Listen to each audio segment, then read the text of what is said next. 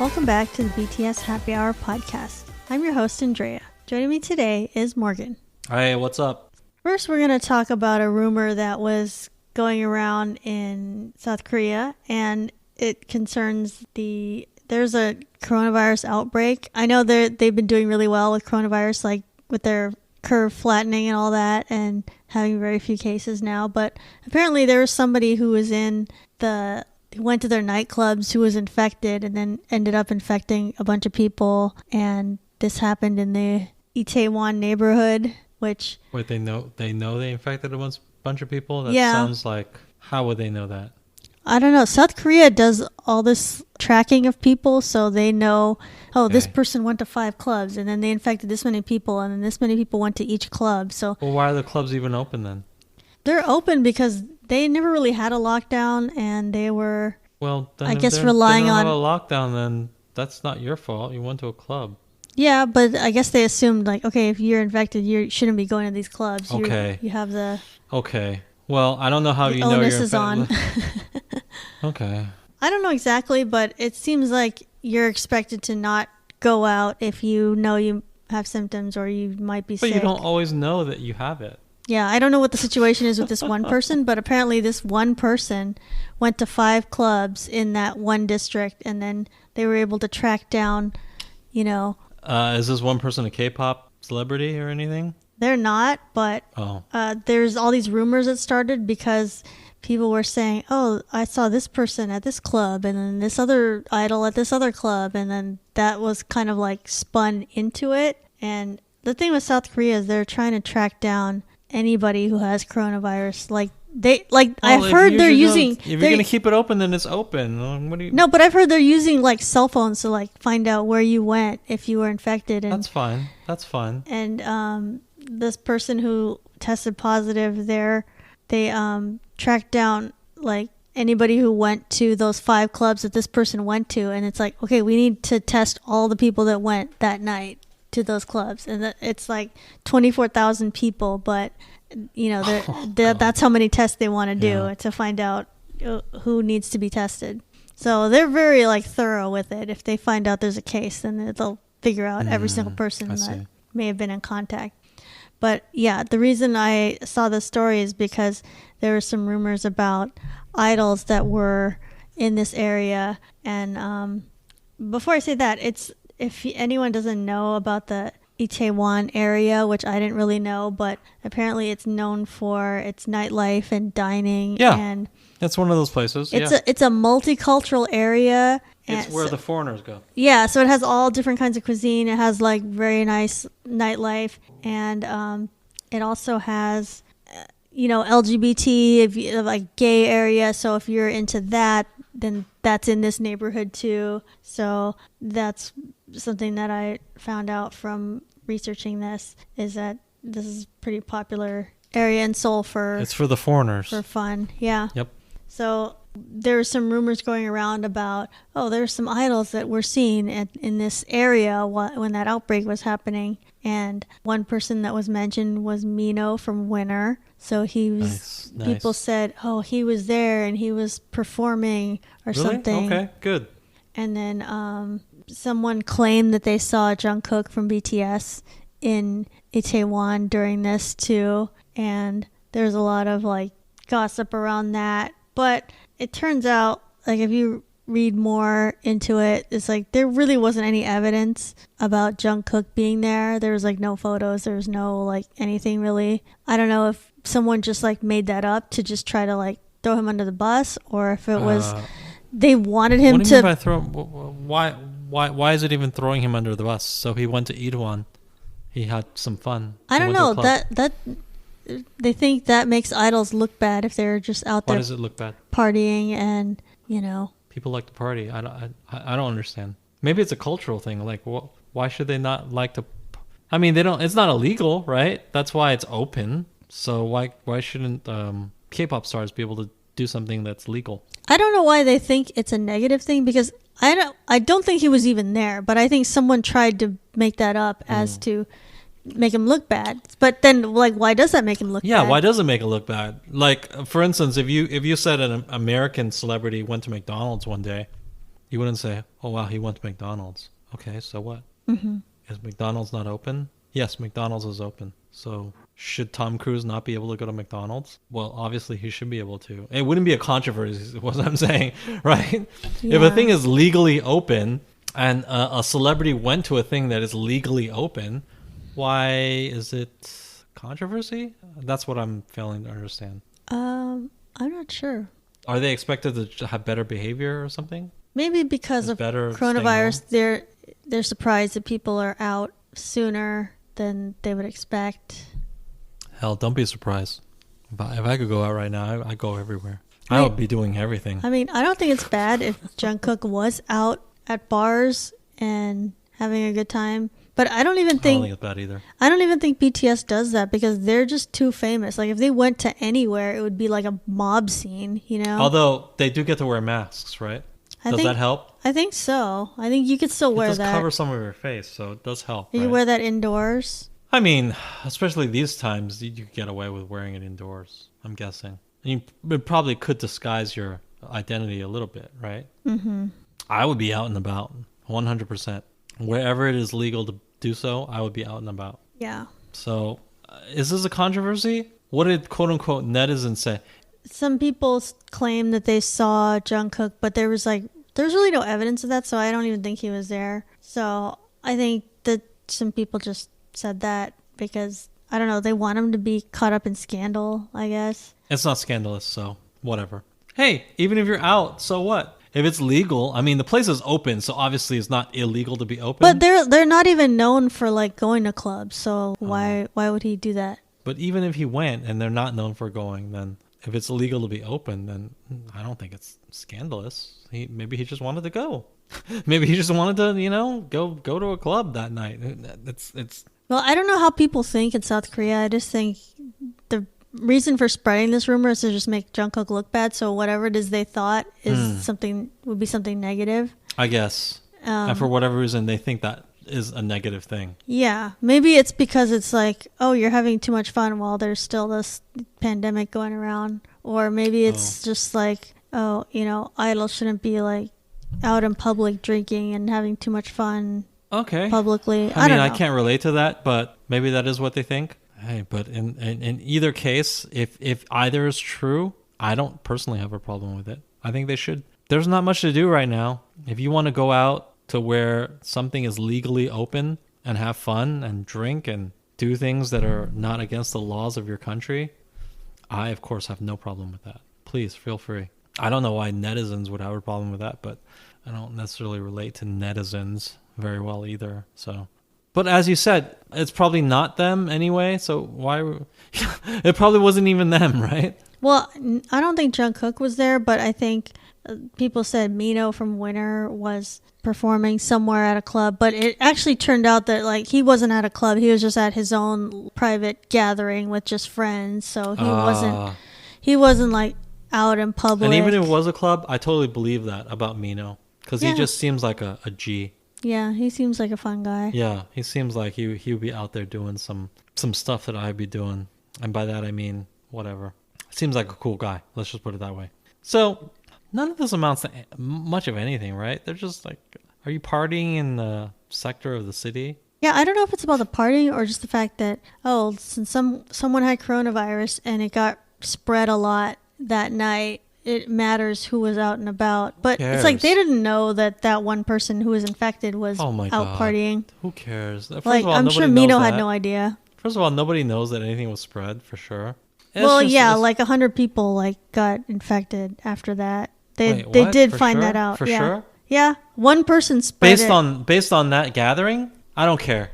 Yeah, the one person spread it to like 120 cases. So, I mean, none of that is like Mino's fault or anything, but hey, you know what? If Mino or Jungkook was performing at a private party or a public party or whatever, and I was there, I would consider it worth it. I get corona. I would gladly take on the virus and just take my chances. I'm just saying, that's real talk. I would still go to the thing. Now, would I then visit grandma and expose her to it? No, absolutely not. I probably wouldn't visit her for like 6 months. Right. Don't risk that. let's be reasonable, right? But would I contract corona myself to see these things? Yeah, absolutely. Yeah, I risk it. Risk my own health. Which is not. Let's be real. It's not in that much of a risk, right? I mean, we're not gonna get into this whole thing, but you're probably not gonna die. Right. You have to weigh you have to do the cost benefit analysis of everything when you do anything in life. When you wake up in the morning and get on the road, there's a chance you're gonna die every day, right? But you still get on the road, probably, right? Do you get on the road to go to work? You do. Most people listening do, right? You know you're gonna. There's a chance you can die on the road, right? But do you get on it? Yes. Yeah, and South Korea is not on lockdown right now. The person who spread it probably didn't even know they had it, or maybe it was like very early on. This person went to like 5 clubs apparently and spread it to 120 people. But maybe that person didn't even know. Who knows? Right. Who knows? But why do you think when it's a YG artist like Mino, everybody assumes the worst? Like they think, oh yeah, they were definitely there. They did that, and it's because like, YG artists are the G's, man.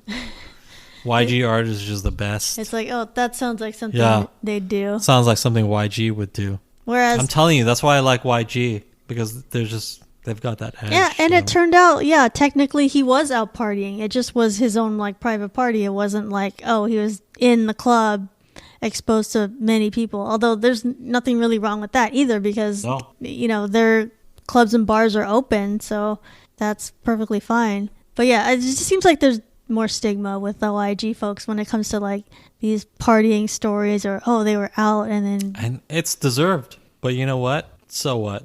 It just comes with the territory of being cool. That's the way I see it. It just comes with the territory of being cool.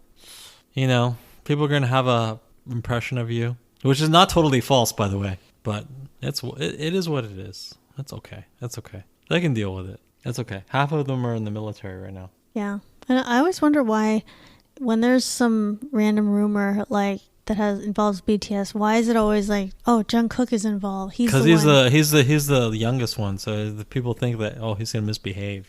Yeah, that's true. Because he's the maknae. It's like, oh, he's the one being the rebel and being out partying. Even though that's not necessarily fair, of course. No, yeah, we don't even know if he's like that. Like, I've never heard of him. Like, anytime I watch the specials where they have like Festa or whatever and they have alcohol, it's like he doesn't even drink. It's like, okay, there's no real evidence. That's right. Hey guys, maybe RM is the most rebellious of all of them. Yeah, for all we know. You never know. You never know how they really are. That guy can't keep track of his AirPods. Yeah. Someone who loses that many AirPods, he sounds like super irresponsible to me. He sounds like a wild partier.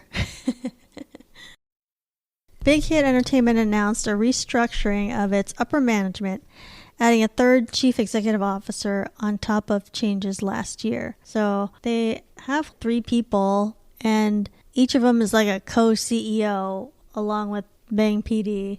One person does global stuff, one person does music production and overall creative of Big Hit's multi-labels. Mm-hmm. So let's see, they just switched to a co-CEO structure. So instead of having one person, they have like 3 people that are kind of equal. And yeah, it's hard to tell like what each person is doing. Okay, so they've had a corporate restructuring.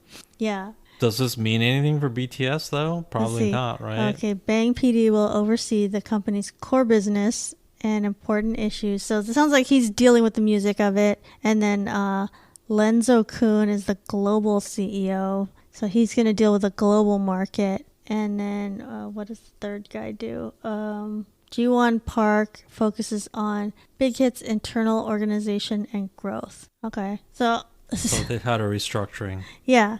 And it's like, I'm not a business expert or anything, but it seems like most companies just have one CEO, and then that person is the final decision maker. And it sounds like Big Hit decided that it's better to have kind of 3 people that have the same amount of power, because maybe they have different strengths. Because like if you're Bang PD, probably your strength is knowing music and producing music, and these other guys, they're doing these other aspects of the business. So it sounds like they want to spread the responsibility around, and I think that makes sense, and I'm surprised there's not other companies that don't do the same thing where they have like, oh, okay, 3 people share the power. I mean, I don't know. I hope it works out for them. I don't know how will it affect anything or anything like that, but I'm sure it's fine. It doesn't sound like it's gonna be a negative impact on anything. Just sounds like corporate restructuring. I think in a way that having 3 people, it's kind of like how the government here is like, oh, yeah, Congress and the president and judges. It's like you kind of share the power. So that's like having 3 CEOs is a similar thing. Yeah, and it could just be internal politics and stuff like that too. It could just be, wanting to give different people titles and things like that. We have no idea. I wonder. The bottom line though is I'm sure it won't affect the quality of like BTS or anything like that. It'll be fine. Everything will still be fine with them. Yeah, I think this is a good way to distribute people's strengths, because like some people are good at other things and you want to put them in charge of the thing that they actually know, instead of one CEO in charge of everything, and it's like they have to rely on the VPs and everybody below to trust what they're doing. But it sounds like they're trying to keep CEOs accountable, so that's like let's have multiple. I don't know if having 3 CEOs though, it sounds like they're planning on BTS being around for a while. Like, why would you need that many CEOs if they're gonna all go into the military soon, or they're all gonna, or at least a couple of them are gonna go in the military? It's like you need that many people because there's so much to do, and there's only so much to do if BTS is active. So that kind of tells me that they're planning on BTS being around for a while and not being away. Yeah, I'm sure they do plan that. Who knows if it happens, but I'm sure they do. I guess it's better to be prepared than to not be ready for that. I don't know. It's odd. It is weird to have 3. Whatever. Yeah, I've never heard of that in another company. But at the same time, sometimes like a company that has just one CEO, it's like, well, everything matters because it falls on that one person. And if they're like a terrible leader, then it's like, well, everything falls apart. So we've watched a number of documentaries lately. One of them was Seize the Lights, which was a documentary series on YouTube about Twice. And we saw it, yeah. I watched a couple episodes of Break the Silence, which was the new BTS documentary. You didn't see it, but there's no need for you to see it. Yeah. So you've seen some of their other documentaries, so it's kind of the same thing. And then we also watched The Last Dance, which was the documentary about Michael Jordan. Bulls. Yeah, and the Bulls. It wasn't about Michael Jordan, it was about Chicago Bulls. Well, the last year of when they were together. So it just pointed out how different K-pop documentaries are from The Last Dance, because everybody loves The Last Dance. It's like, wow, this is like so gritty and like showing everything that happened and like the good and the bad, and it's like you see like who hates each other and who said mean things about each other, like all this stuff, and like all the negative. So you see stuff like that, but then in K-pop documentaries I was noticing it's very like, oh, everything's great. Yeah, it follows the company line. Like I watched when we saw the Twice Seize the Light, it was just basically a company. It was just basically advertisement. It was like propaganda. Right? Yeah, I wouldn't say propaganda because like they're not trying to convince you of anything, but it doesn't tell you anything that JYP doesn't endorse, right? Yeah, it was 100%. You know, it was 100%. Yeah, it's all positive, and I'll be honest, it wasn't great. It doesn't really add anything to my time. Right? Yeah. But whereas The Last Dance, it really, even if you're a fan of the Bulls, which, let's be real, everybody who grew up at that time is now, because we just remember that so fondly. It gives you insight into the people as they really were, right? That you didn't necessarily get at the time, which is so precious. It shows you everything, warts and all, which is what makes a good documentary, right? Like even Michael Jordan was afraid. He said, "Oh, I'm afraid that people will think negatively of me after this," because it revealed things that he didn't necessarily want to have released at the time, right? Mm-hmm. But now it's 20 years later, he feels okay with people seeing the dark underbelly of everything. Okay, fine. But yeah, you don't get that with K-pop. And on the one hand, I guess it's okay.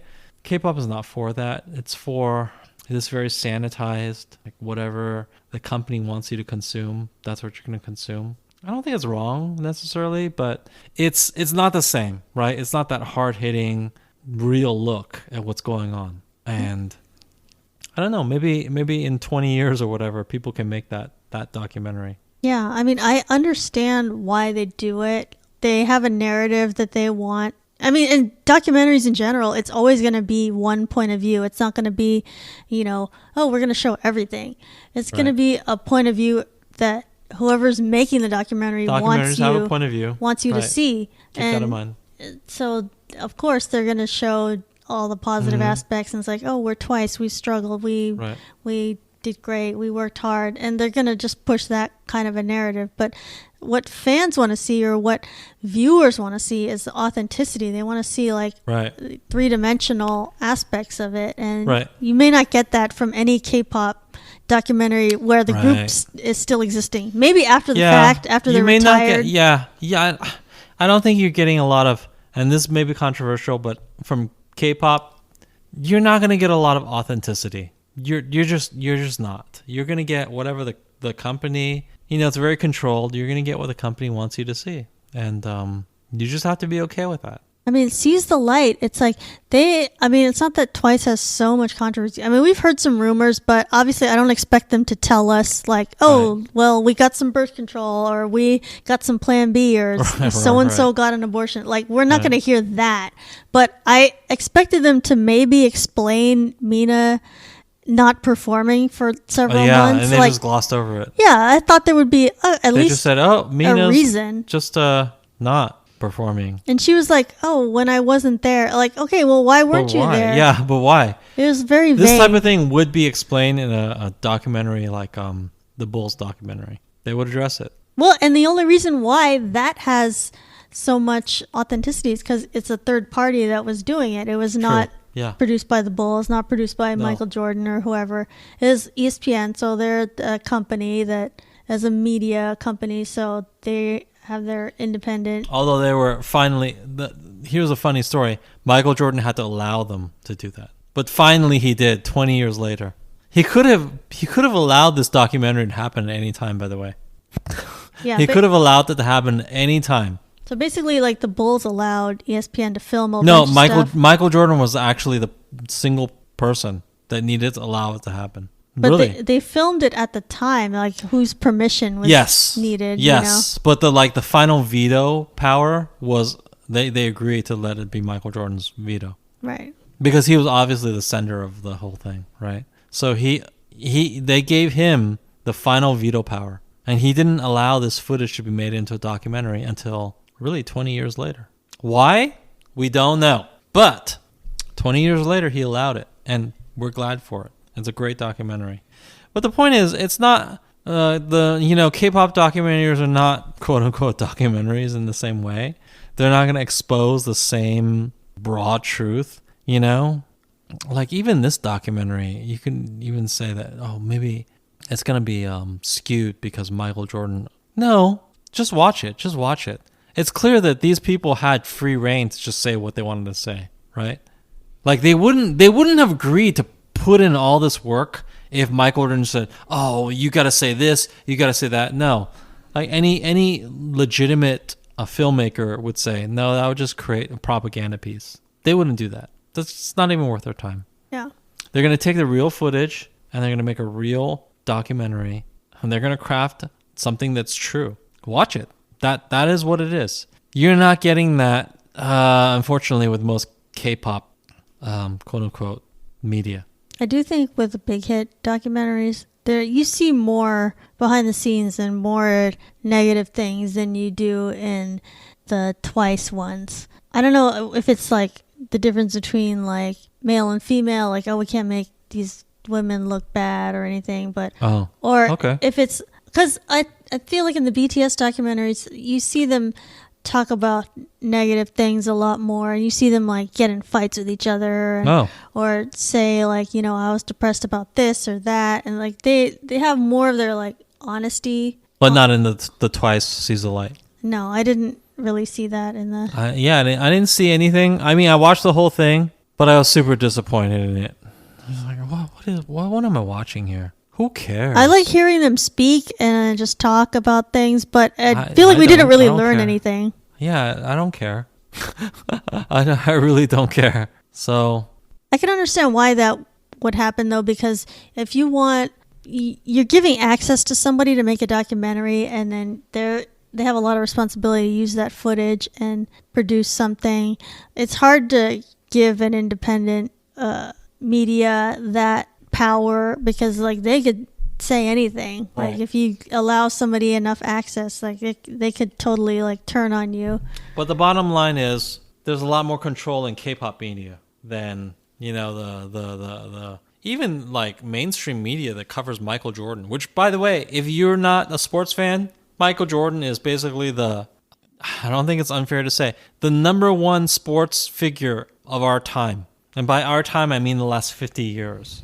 So even he doesn't have the same sort of control. Even he can't prevent like a documentary that really just tells it like it is and says even some negative things about him. You know, it's a much more realistic documentary about him and his team. But it's fascinating at the same time. I totally recommend you watch it if you have any interest in sports. Yeah, seeing all of the different storylines and motivations of people is pretty interesting. Do you think with K-pop, are they trying to like hide a bunch of stuff, or do they just not want anything negative? I think K-pop is just used to controlling the narrative so much. They're used to like a very polished exterior. Yeah, and it's not like they're consciously trying to limit people's.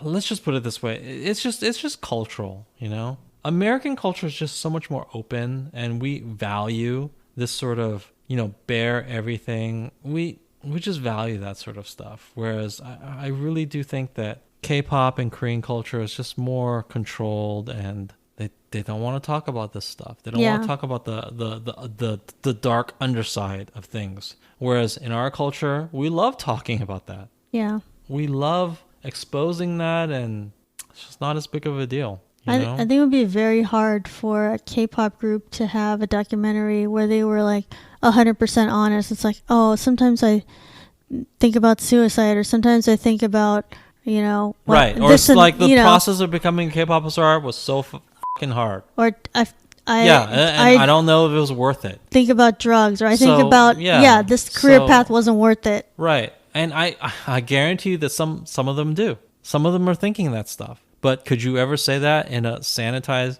K-pop media piece? No, you couldn't. It's like they would never say that. And even if they said it, it would get cut out. Right.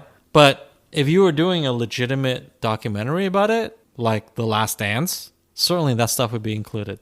People years on will be interviewed, and it would say, this was terrible. I don't know if it was worth it, you know? Like there were positives, but there were negatives, and I don't know that it was even worth it to be a K-pop star and things like that.